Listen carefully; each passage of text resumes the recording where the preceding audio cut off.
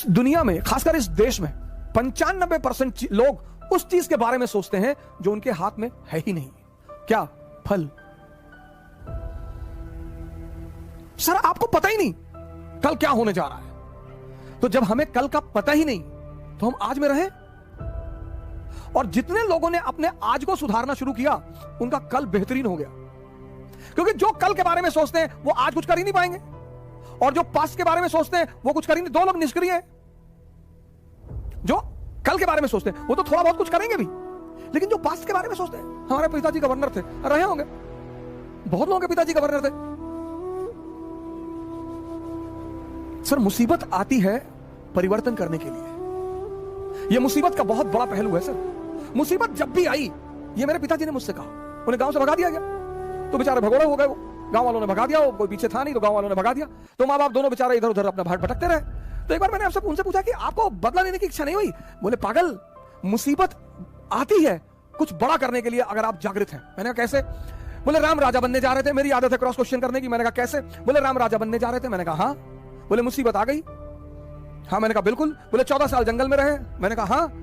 बोले उसी जंगल में रहकर भगवान बने। अगर राम के जीवन में जंगल को हटा दिया जाए, उस 14 साल की साधना को हटा दिया, आप देखिए 14 साल की साधना। पिताजी ने कहा कि देखो मुसीबत आई। मैंने कहा हाँ। बोले वो मुसीबत को मैं उन्होंने मजा लेना शुरू कर दिया। तैयार है।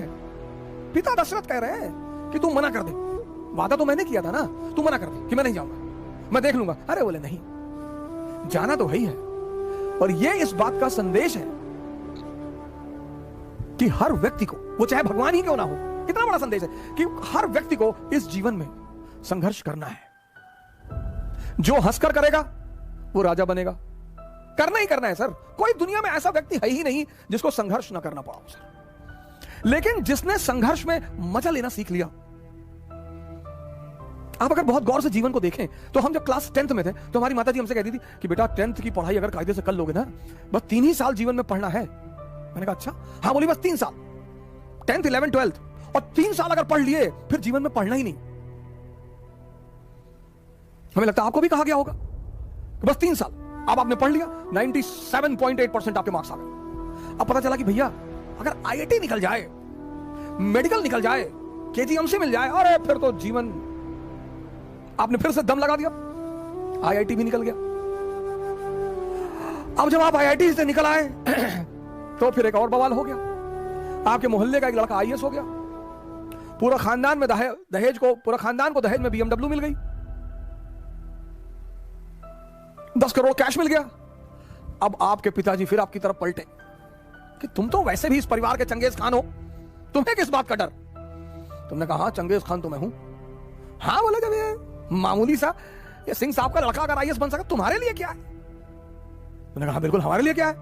और तुमने जोरा डंडा उठाया और बाबूजी का पैर छुआ कि बाबूजी चल रहे हैं, अब दिल्ली फतेह करके जाएंगे। चलो फिर IAS बन गए, फिर बन गए। आप देखो जिंदगी में कहीं भी संघर्ष खत्म नहीं हो रहा है, रूप बदलते जा रहे हैं, रूप।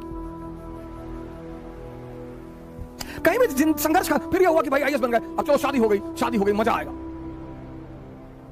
फिर एक धोखा आ गया, मजा आएगा भाई, शादी हो गई।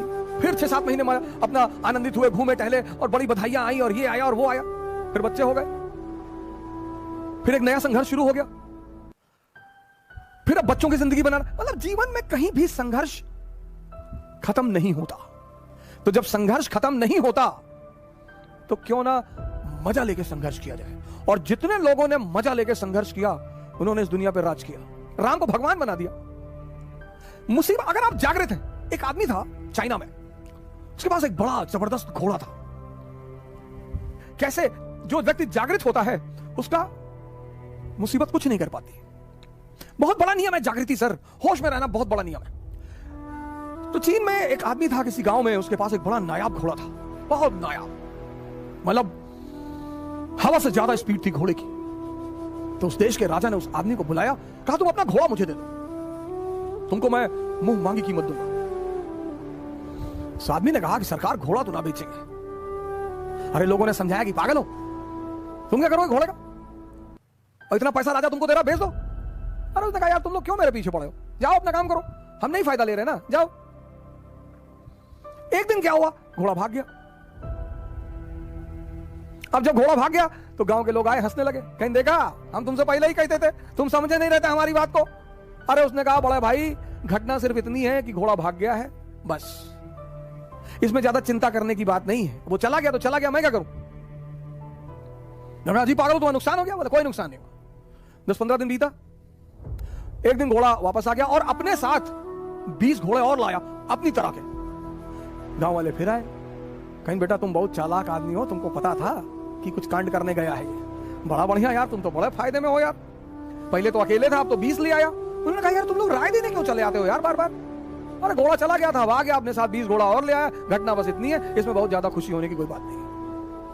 पड़ोसी राज्य ने उस रात पर हमला कर दिया। अब वो जो 9 घोड़े आए थे उसमें से एक घोड़े को इस किसान का बेटा ट्रेन कर रहा था, घोड़े से गिरा, उसका दोनों पैर टूट गया। गांव वाले फिर आए, ये बड़ा बुरा हुआ यार, बताओ तुम्हारे लड़के का दोनों पैर ही टूट गया। बोले यार तुम लोग शांत नहीं रह सकते हो, अपना निर्णय अपने पास नहीं रख सकते हो।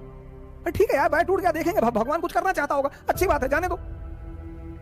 उसी वक्त पड़ोसी राज्य ने इस राज्य पर हमला कर दिया। गांव के जितने भी जवान लड़के थे सब सेना में बुला लिए गए, सिर्फ किसान का बेटा बचा क्योंकि उसके पैर टूटे हुए थे।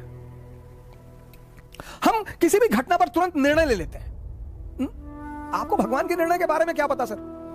सर हर मुसीबत कुछ जीवन में परिवर्तन करने के लिए आती है सर, अगर आप जागृत हैं तो। क्योंकि पिताजी कहते थे कि बेटा हम तो मध्यम वर्ग के लोग हैं, हमारे पास खोने को कुछ नहीं है। ये हमारे पिताजी हमसे हमेशा कहते थे कि हम तो बेटा मध्यम वर्ग के लोग, हम कौन सा मुगल खानदान के लोग हैं। तो तुम ये कभी मत सोचना कि तुम हारोगे तो बेइज्जती हो जाएगी। तुम अकबर के बेटे थोड़े हो, तुम तो एक डाकखाना के बाबू के बेटे हो, तो तुम्हारे हारने से तुम्हारी बेइज्जती तो कभी होगी ही नहीं। तारीफ कुछ लोग जरूर करेंगे कि फलाने का लड़का लड़ाई किया। आपको क्या डरने की जरूरत है सर? आप क्यों सोचते हैं मेरी बेइज्जती होने दो सर, कि लोग मेरे ऊपर हंसेंगे। लोग सिर्फ मुर्दे पर नहीं हंसते, जो जिंदा है उस पर तो लोग हंसेंगे ही सर। अगर लोग आपके ऊपर हंस रहे हैं इसका मतलब आप जिंदा हैं। अगर लोग आपको पीठ पीछे गाली दे रहे हैं इसका मतलब आपने चमकना शुरू कर दिया है। अगर लोग आपकी आलोचना कर रहे हैं तो आप कहीं बहुत आगे बढ़ रहे हैं सर। ये सब दिशा सूचक यंत्र हैं, गाली, आलोचना।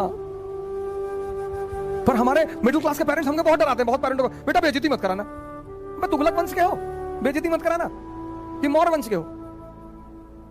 अंबेडकर की बेइज्जती हुई, उन्होंने मजा लिया, भगवान बन गए। गांधी की बेइज्जती हुई, उन्होंने मजा लिया, भगवान बन गए। चाणक्य की बेइज्जती हुई, मजा लिया, भगवान बन गए। बेइज्जती तो बहुत जरूरी चीज है सर जीवन में। वो ऑक्सीजन पैदा करती है, ऑक्सीजन, जज्बा, टेम्परामेंट। बेइज्जती बहुत जरूरी है सर, डरने की कोई बात नहीं। जय हिंद।